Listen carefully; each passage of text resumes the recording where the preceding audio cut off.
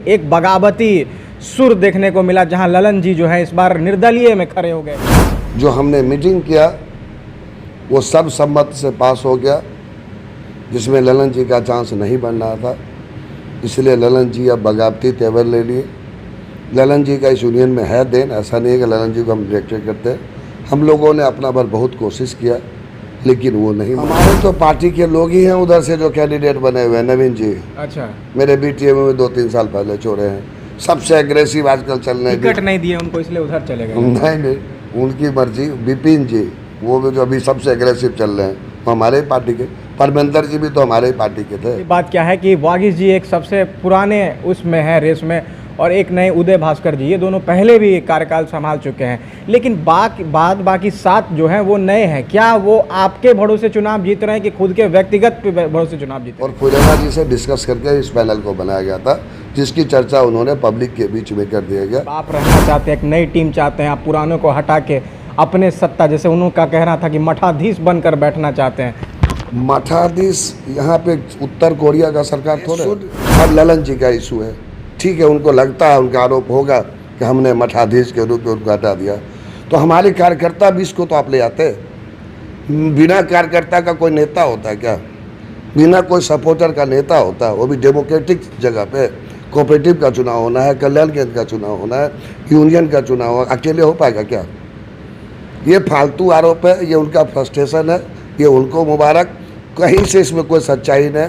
हमसे ज़्यादा प्यार करने वाला आज तक के बरौनी रिफाइनरी के इतिहास में नेता ही नहीं हुआ। वायरल होगा प्यार का अच्छा सिला ललन जी दे दिया आपको, निर्दलीय खड़ा हो गया। ललन जी की उनकी इच्छा है। अच्छा, मेरी संगठन को जो डिसीजन है मैं उस पर स्टैंड हूँ। रिफाइनरी में चुनावी सरगर्मी देखने को मिल रही है, जहां पर प्रत्यारोप पर प्रत्यारोप लग रहा है, आरोप पर आरोप लग रहा है। और यहाँ पर हमारे बीच संजीव जी मौजूद है जो कि बीटीएमयू के हेड कहे जाते हैं, और इन पर भी बहुत सारे आरोप लगे हैं कि इन्होंने कल्याण केंद्र को एक दुकान बनाकर छोड़ दिया था, जो कि परमेंद्र जी कह रहे थे कि कल्याण केंद्र को दुकान बनाकर छोड़ दिया था, जहां पर ये लोग दुकानदारी करते थे पैसा वैसा को लेकर।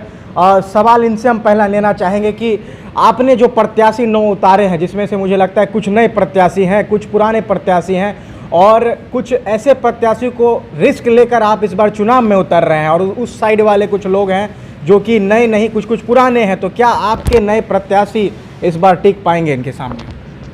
एक्चुअली 9 प्रत्याशी न्यू हैं।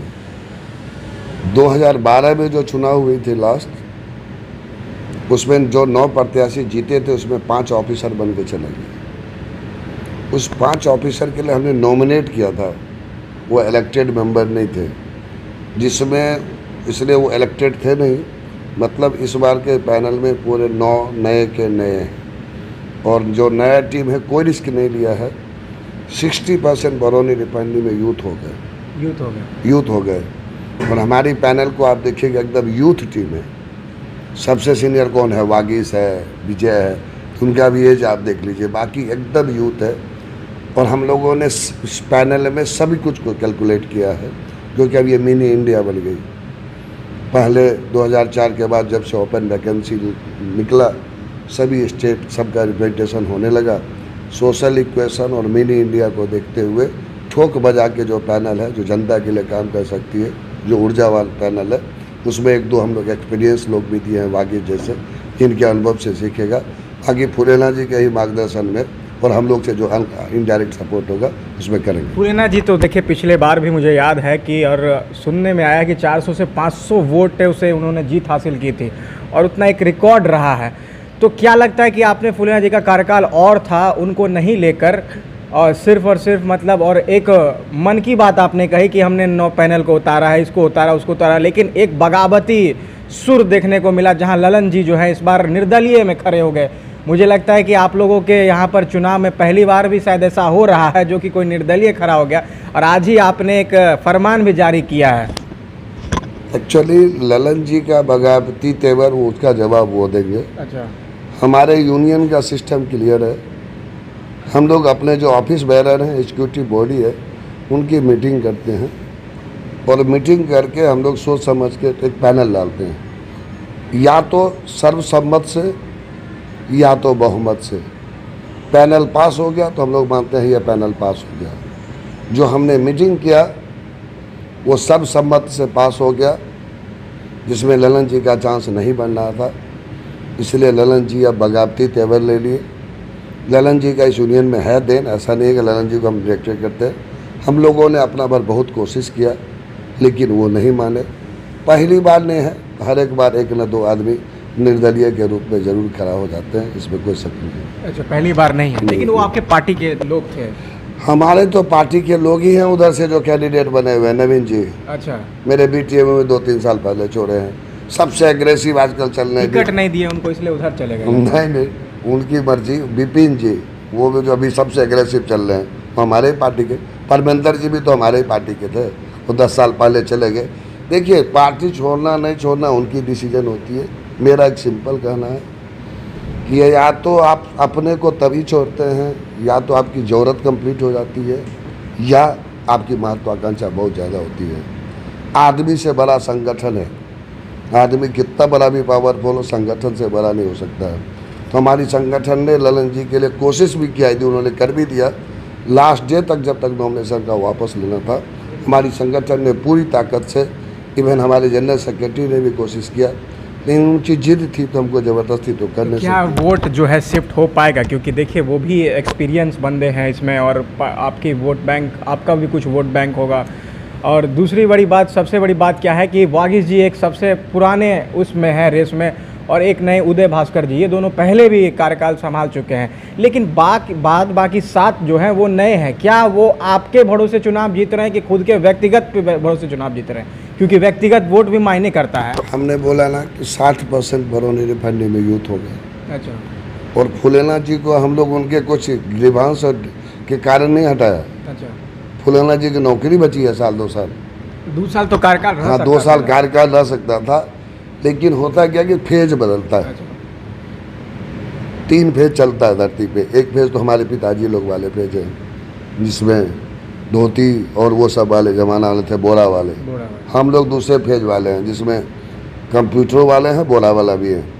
अब नया ज़माना आ गया, तो नया ज़माना अब नया सोच से, नया जोश से काम करेगा। और फुलेना जी से डिस्कस करके इस पैनल को बनाया गया था, जिसकी चर्चा उन्होंने पब्लिक के बीच में कर दिया गया। ये सरासर र्यूमर है कि फुलेना जी को साइड कर दिया गया। फुलेना जी ने सबको आशीर्वाद दिया। उम्र तो ये भी आप पर भी था कि आप अपने महत्वाकांक्षाओं को, मतलब आप रहना चाहते हैं, एक नई टीम चाहते हैं, आप पुरानों को हटा के अपने सत्ता, जैसे उनका कहना था कि मठाधीश बनकर बैठना चाहते हैं। मठाधीश यहाँ पे उत्तर कोरिया का सरकार थोड़े है, उत्तर कोरिया का सरकार थोड़े है। वो गलत बोलते हैं। दुनिया में एक सिस्टम समझना चाहिए। मेरी रेखा इतनी बड़ी है, आपको हमको ओवर रूल करना है, रेखा को बड़ा कर दो, ऑटो हो जाएगा। पब्लिक को किसी का, यहाँ पे सब नौकरी करते हैं, सबकी तनख्वाह है 1-2 लाख, इज्जत और सम्मान से सब नौकरी करते हैं। इसलिए मठाधीश का तो सवाल ही नहीं उठता है। प्रॉब्लम उनका ये है कि मेरी रेखा ये है, कहते हैं रेखबे को मिटा दीजिए तो हम ऑटोमेटिक हो जाएंगे। ये शुद्ध अब ललन जी का इशू है।